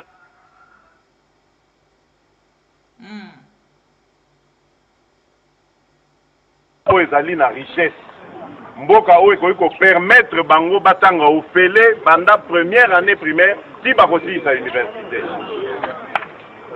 Tokoki kondima te ke baintellectuel na biso tango bazosilisa classe na bakapasité baza nango bayekoli na pasi wana bazanga misala bakoma kosala misala ya mike mike oyo ezali na niveau oyo batangelaki te. Tokoki kondima te que na mboka na biso oyo ezali mboka ya batu baza na motema monene po toyambaka bapaya na mboka oyo banda tozwa indépendance. Mopaya nyonso soka ye na Congo azala mundele azala moto moindo alingaka kaka Congo po bakongolaise na bakongolais bayambaka ye na lokumu. Me kasi biso moko bana mboka oyo tomonaka pasi tongo pourquoi ça ne peut pas continuer comme ça. Makambo ezolekana na est bana mboka bakataka bango bakingo babomaka bango baviole ba mama na biso bana na biso ezali inacceptable. Makambo ba créer lelo na Kasai babomaka bazwi milice ya bandi wana oyo ya Gédéon Kyungu muto kutu bakokai kotinda kutu na CPI ye wana bazwi ye balibere ye bazwi bandi na ye bakotisi bango na Kasai babandaka kokataka bandeko na biso bakingo kuna. Makambo wana tokoki kondima yango soki moke te. Ezali culture ya sika Kabila amemeli biso na mboka oyo. Me biso tozali koloba biso bakolo mboka oyo tokondima yango te.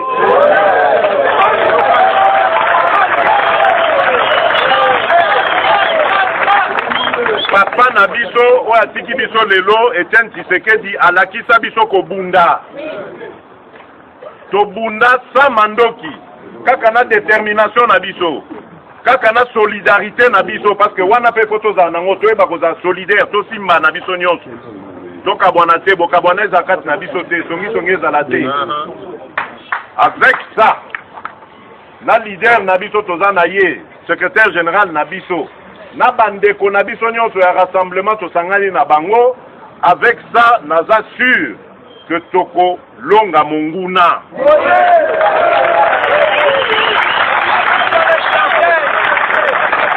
Nayebisi bino bana mboka toza lisusu na droit ya kondima bozoba o tozali ko vivre te. Sinon tokomi ba complice na yango.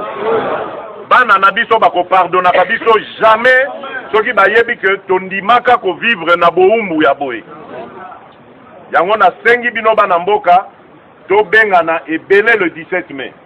Wana ekozala avertissement ya liboso ya kolakisa bango nanu ke tolingi mboka na biso ezala na kimia.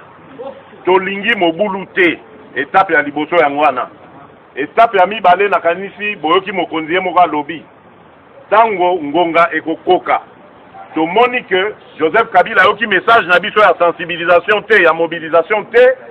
Tokozwa mokano ya kobenga na ye na mboka oyo.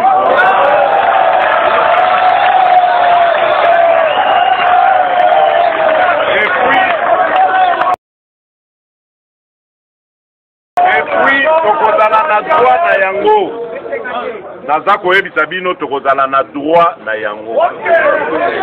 Po bisika nyonso tozotambola. Baza koyebisa biso boye.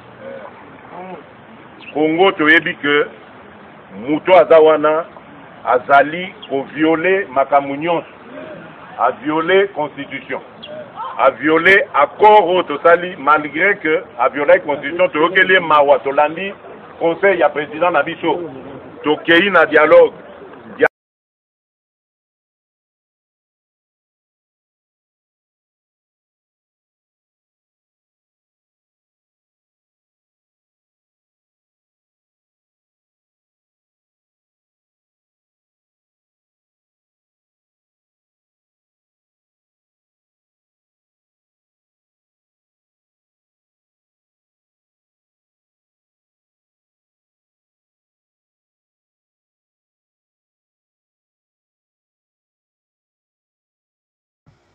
Pour la repère, ça tombe sous respect. Na valeur, na papa au balekana kala. Félix Tshisekedi atali sabiso depuis ba Congolais. Que parti na bango ezala ki parti à ba valeur te. Toyokela ki bango mawa, après totiki bango ba vanda. Bino boko bunda na objectif. Ya kolongola mutu na pouvoir, après boko koyokela mawa. C'est-à-dire il y avait déjà un deal. Alors, qu'est-ce que vous voulez qu'on puisse vous expliquer? Bakoko Sabino jusqu'à quand Congolais? Lelo bakomi koya akolukata mosu ba yebi déjà que bazali kokende. Balingi ba banda kosala recours na Kadiosha et Simba Kalisusu te bandeko nanga. Kadiosha et Simba Kalisusu te. C'est mort, c'est par terre. Félix Tshisekedi o bolandi akoloba. Nazongela ka vidéo pour que Nathalie Saba Congolais. Bisika nyonso boza. Si nous devons parler aujourd'hui du passeport. Alobi natango akala bazaki koliambo ma passeport, c'est lui seulement. O azala ki na ba preuve. Tango akomi na pouvoir, to komi na 5 ans. Félix Tshisekedi, où sont nos passeports? Ba Congolais nyonso bazo komelanga, ya bamboka nyonso. Japon kutu bande kwa Japon na pesi bino mbote. Ba mona kaliso elongi ya passeport te. Ba koma kotambola kana ba passeport na bango ya kala. Ba passeport déjà expiré. Ndeko Félix Tshisekedi. Yo motozaki kokamba opposition en tant qu'héritier oyebisaki na ba Congolais que yo makambo a passeport wana okolandela ngo pour que la ba Congolais nyonso que passeport babane côté que la biso ango cher bango bazalaki na bambongo yebisa biso bambongo nyonso bango bazaki kozona ba passeport okata yango to te lelo bazwaka yango kaka lelo koma ami ya ba Emirat kuna na Dubaï olobaki ba compte wana ezaka na Dubaï o vérifier déjà yango parce que aujourd'hui on en a possession. Félix Tshisekedi nous parle de GoPass. Lelo komi na pouvoir GoPass et mati. Ndeko Félix Tshisekedi. Yebisa biso. Jeannette Kabila, Topé Zoé Kabila. Bango kaka bato bazo ko zombongo a gopas. Bango bato balobi e mata tolo lenge nini. Parce que cette vidéo, et c'est là qui ba arme ozaki komisalela. O esengela ki biso to se servir nango kaka soki yo okambi mabe. Sans que oye ba ozaki kosala testament. Il y a des parts na yo na pouvoir ndenge nini ekozalela. Félix Tshisekedi nous parle de permis de conduire. Bande konanga. Lelo Congolais nyonso azara lisu na permis de conduire. Atanga son Alexis Bino Yanga depuis 2020. 2020 ou 2019. Février. Passeport, permis de conduire ici là. Lelo est comme incompréhension entre roulage na ba chauffeur. Ata bango moko pe bazana information wana ke tozala lisu na ba permis de conduire validité. Mais ba créer au moins incompréhension pour bazwa moi quelque chose. Félix Tshisekedi aujourd'hui au pouvoir. Moto ayebaki makambo wana nyonso. Ba permis de conduire obesaki biso ke bazaki koyiba mbongo. Lelo osala nini pona ba Congolais 5 ans. Alobi na biso likambo ba plaque bande konanga bande nyonso ba memaka mituke utaka poto utaka Dubai utaka partout lelo pona kozwa permis de conduire to koma kotinda ngo tango suna matadi otindi ba document mbongo makambo nyonso volet jaune basaleli okuna ndo yo kotambola nango na Kinshasa. Félix Tshisekedi o ayebaki nyonso wana asali nini? Je pense que les Congolais, Bozali, interpellés à ces sujets. On vous interpelle pour que que Félix Tshisekedi n'est pas la bonne personne. Il nous parle aujourd'hui des intellectuels. Il nous a parlé en fait des intellectuels. Parlons aujourd'hui des intellectuels. Mais intellectuels ni bazu misala. Oh batanga kana classe na bango ya pasi. Ben intellectuel ni bazu misala lelo. Oh ba kosala misala pasi yo bongi na classe bango batanga kate. Lelo Félix Tshisekedi au pouvoir. Il va pas nous dire que le pouvoir oh ya zali ko kamba lelo. Eza ya classe oh ya tangaka. Est-ce que Félix Tshisekedi a tangaka classe ya kokoma président de la République? Tout ça c'était pour démoraliser les Congolais. Motiver les Congolais à kobima na libanda. Alobi awa quelque part alobi que ba plaque na ebisi bino likamba ba plaque. Alobi awa quelque part alobi le 17 mai. Nga siko elo na sepelaka na video o pe na likambo marche o tozana ngo ezaki le 13. Nga na lingite marche o eleka mais salamate. Tango ba ebisa kinga ba reporter ango c'est vrai. J'étais mécontente. Ya kotala ke Ngobila peut faire reculer l'opposition pour dire que reportez votre marche. Et sage que les opposants bazalaki n'a pas na bango bakendaki na ko reporter marche. Parce que bazalaki sage. Et lelo Félix Tshisekedi a kotali sabiso na par na ye que makambo yazaki ko dénoncer lobby ya Kabili ye moko pe lelo azana kati ya nzela wana na chela kibino var na début ya émission. Félix Tshisekedi a dénoncé en 2017. Je tiens à dénoncer cette pratique de la Kabylie qui consiste à programmer une marche le même jour que l'opposition pour se la refuser est ainsi pouvoir justifier l'interdiction de la nôtre. Le 28 novembre 2017, notre marche est maintenue. On a zo comme à Twitter, à marcher à péter mokoloango. Quoi qu'il arrive, Congolais venez nombreux. Wana Félix Tshisekedi a koloba.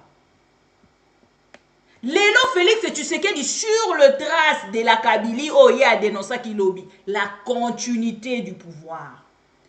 Félix Tshisekedi n'a amené ni l'avancement, ni le changement, ni la démocratie, que la dictature. Félix Tshisekedi a hérité tout ce qu'il dénonçait hier. Il a hérité pour lui. Boye Bisanga, ce qui est qui jalousie, haine, ni les sous.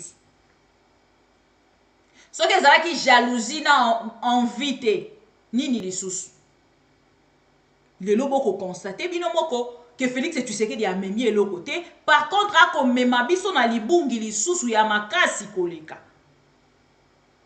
Ndeko Vital Kamerhe akei kotalisa biso alobi que bato nyonso wana batika bango ba marché. Soki ba marché après eko changer nini. D'ailleurs même tolingi to mona soki ba marché lobi loso to pe fufu ekiti semoule ekiti to bunga o ezo mona na te emona ni lobi. Est-ce que c'est le travail de l'opposition? Est-ce que c'est le travail de l'opposition, Vital Kamerhe? Oui bien. Tango to kolanda bino na ba vidéo nyonso boko sala eze sika oto okene pena na ko comprendre ndenge na bisi ba congolais que le français ne vous intimide pas. Que le français ne vous intimide pas. Parce que si les français vous intimident, demain ou après-demain, borozonga na sima lokwa mukila ya mboa. Borobanda kobanga kaka ba politiciens oyo. Ils ne sont pas honnêtes avec le Congolais. Ils ne sont pas droits. Ils ne vont pas changer les choses. Bino moko bo comprendre tango Ndeko Vital Kamerhe eko bima. Abimi tiye moko andi koloba eko constater que makamu nazo loba. Météo on a eko lakisa ba Congolais. Na météo bango bazaka nango déjà. Ngande na bimi escroc. Monsieur Félix Tshisekedi a ebisaki biso que Vital Kamerhe a kozonga. C'est la promesse que le président de la République a respectée. À réaliser. C'est le promesse ya Félix Tshisekedi que narosala boy. Mais a ebisaki biso que Vital Kamerhe a kozonga pour servir le pays. Tokotaka na novelas. Et azalaki moto aliboso o ya bimisaki biso na kati ya novelas et on était sauvés. C'est le jour où tout le monde a compris que Félix Tshisekedi était dans le deal de 100 jours. Opposition et dénonçaki avec de preuves. Oh bango bayebaki que Félix Tshisekedi était dans le deal et il était le commanditaire.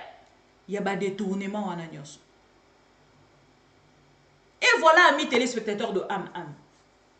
Tango to koleka koloba pambate. Na sepeli na Ndeko Jackie Ndala. Message fort o ya lancé. Na bato nyonso bazolinga en fait ko sala loko akabuya. Parce que soki bato a Félix Tshisekedi balobi bango ba na droit. Mais soki bato a côté mosusu balobi elingi koloba merci beaucoup na Ndeko Jackie Ndala. Bolanda Ndeko Jackie Ndala ces messages. Tolingi provocation te. Parti nyonso ebe na ba jeune à partir de matoi. Au jour wana oyo rosala buzoma na balabala, rosila na bien ko bomi bali. Na sur la mapeka. Ça je le dis vive voix. On se prépare. Mais ça c'est remettre dans nzoto. Soki akala ko odae. Vaut mieux que tu chacun kufa na masasi na nzoto na marche, kana kufa na malaria. Makambo ni ba koma olukela yo. Ke bakanga non. Nazolo ba yango nga. Jackie Ndala. Soki samedi oyo bande ko ide pes ba bimisu na buzo na balabala.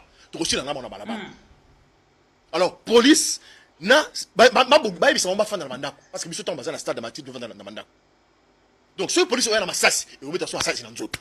Et kota na nzoto. Soki nzamba bege jour na chako kufa na kufa. Vous êtes déterminé. Vous êtes déterminé à jeter. Prison tout ça là. Merci beaucoup de Jackie. C'est quelqu'un qui a un kufa. Aussi moi na kufa. Donc biso tout ça na balabala samedi au Kinshasa na lobby. Mutumo ta skala nanda. On ne peut pas faire croire à Tshisekedi il est populaire. Non, il est impopulaire. Mais s'il est populaire. Il n'est pas populaire. S'il est populaire qu'il nous laisse sortir le samedi. C'est lui qui vous empêche de marcher. Évidemment, c'est son pouvoir. Voilà. Nous allons marcher. Waf. Wachal. Merci beaucoup. Ndeko Jackie Ndala. Merci beaucoup. Parce que tant qu'on a sa message, Ndeko Félix Tshisekedi ayo kakate. Et lelo que pouvoir na ekei. Je sais que Ndeko Jackie Ndala était parmi de gens qui contre Monsieur Moïse Katumbi à kota na kati ya union sacrée. Mais bon, bakendaki na ko se laisser komeka ko accompagner Félix Tshisekedi. Mais ba yebaki ke ko simba te. Bolandi? Voilà. Maintenant, tu as la deuxième partie. Ndeko Vital Kamerhe. Ndeko Vital Kamerhe a pointé du doigt l'opposition. Comme s'il avait le droit. Toko lobela yango. Toko zonga pour que to lobela yango. Ndeko Jakinda la lobi non. Boyo ki eti. Siko c'est messieurs. Soriano atiki Katanga aye mbangu vitesse boye na Kinshasa. Katanga wana tiki bango na nzala. Abimisi bela mbongo apesi na mboka ba mama na ye Zambi. Po masango ekota te. A bloqué masango après bando sala ba déclaration ya salité ya haine. Soriano ozwina audace ya koya na Kinshasa na ville ya Kinshasa pour organiser marche. Yo moni ba kinois ba katange. Alerte rouge yali na force du progrès. Toko infiltrer marche wana. Toko beta yo Soriano makasi. Boyoki? Soki moto mosusu alobi boye pona Kabuya, lobby procureur général. Soki moto mosusu alobi boye pona Kabuya, lobby procureur général. Justice, il y a 2 poids, 2 mesures. Justice, il y a 2 poids, 2 mesures. Pourquoi? Parce que c'est l'UDPS aujourd'hui au pouvoir. Il cite là, force du progrès. Et Bazali Kotalisa qui va marcher le même jour que l'opposition. L'État congolais a tiki bango. Aujourd'hui, l'État congolais n'existe pas. N'existe pas. Les Congo aujourd'hui aussi, le Colande Konabiso Jakinda la lobby existe à Kalissousouté. Pour Félix Tshisekedi Yemora Loba, Mboko si et Koufa. C'est-à-dire le pays aujourd'hui est sous le fesse, excusez-moi pour le terme. Le pays aujourd'hui est sous le fesse des autorités congolaises. Alors si les Congolais ne vont pas se réveiller, ça sera triste. Les Congos sera encore par terre plus que les mots. Et je pense que c'est le moment de se réveiller en tant que Congolais conscients. Les Congolais conscients, réveillez-vous. Parce que l'air est grave. Le pays n'est plus géré. Chacun fait ses choses à sa manière. Na vidéo, il y a Félix Tshisekedi, oh, Nathalie Sibino. Bon, lundi, Félix Tshisekedi a lobby à l'époque. Basala kanini, mwenan sabu.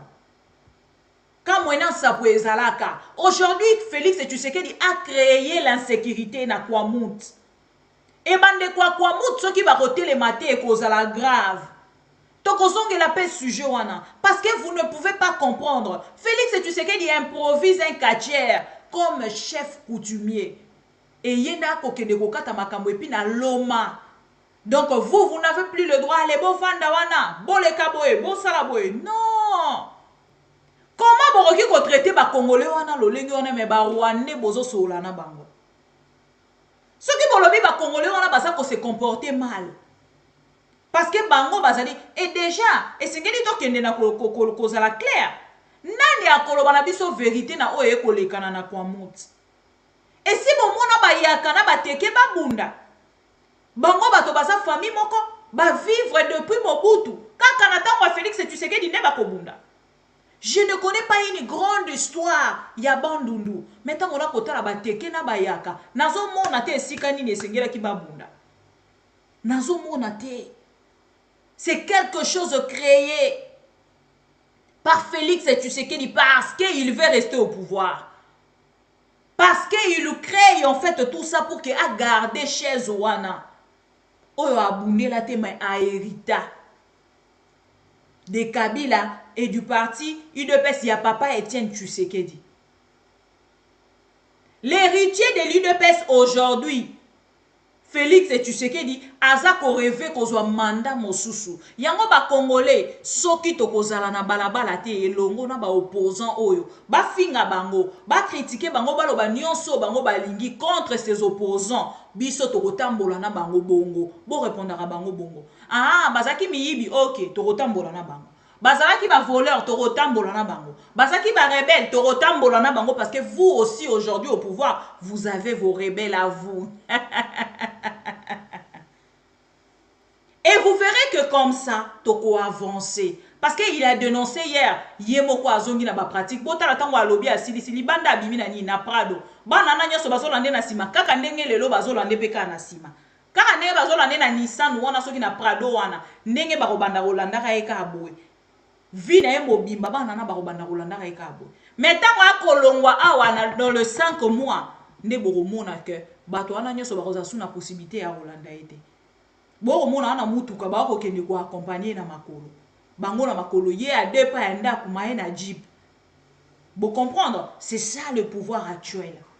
Et comme vous avez déjà compris, alors chers amis téléspectateurs congolais, chers amis congolais, réveillez-vous. Vous avez suivi le message de Jacques Ndala. Soyez aux agueux pour que le 20 mai, oh Félix et tu sais qu'il va marcher qu'il est 17 mai, le 20 mai, koki ko raté. Baluki ndenge nyonso bakei ko créer ba milice na ozone toyebi makambo na nyonso ndenge ni eleka tozala ba témoignage nango l'insécurité que vous cherchez à créer pour interdire la marche et kosimba te bozongi sabango. Je pense que c'est par ici que je vais mettre au point. Merci beaucoup. Je suis un peu monté. Bon mercredi. FARDC Mampinga ya makasi Bendele kwea te Toza sima na bino Tokolonga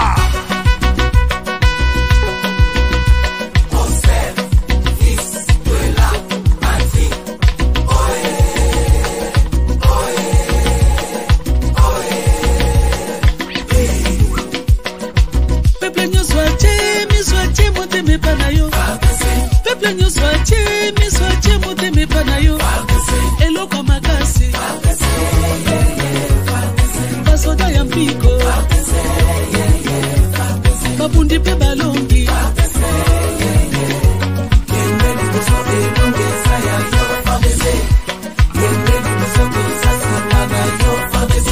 FARDC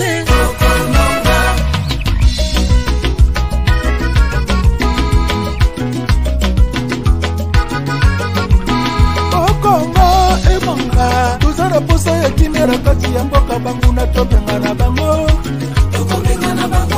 banguna tobenga na bango bayuma tosuka bango bongo héritage bakoko batikela biso awa na mokili tokolinga te banguna bazwa ta eteni moko ya mabele na bongo oyo Oh FARDC solo bozali bilombe ya mboka monguna nyonso akomeka RDC akokutana na mapinga ya makasi FARDC mboka mobimba na nsima na yo devise na biso ne jamais trahi le Congo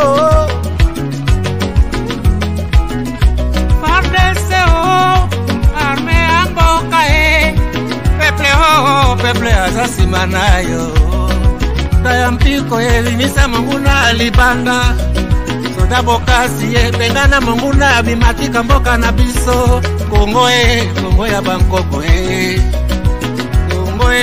Kongo ya banka toujours kai baluishi bakulwaka biji tuyai muntu kashaki bukwata mutu bukwata shimwei kimujinjita ya este nyingala sha muchima Bena lukuna bashipa bantu ibane bubanji bwetu FARDC batutula bajila bakalaba chu bayakashiji bapangi bangwashina betwe bana mayumbu Bena kusabasa betu telema nani ma FARDC Boke fwa bampangi na beto hanzanje Boke ibe boke viole ba mama na beto Bana kimba vita bapola kate Makokoka pisote Bana kimbangu bapola kate Makokoka pisote Bana lumumba bapola kate Enimia koti na mboka mosala koiba richesse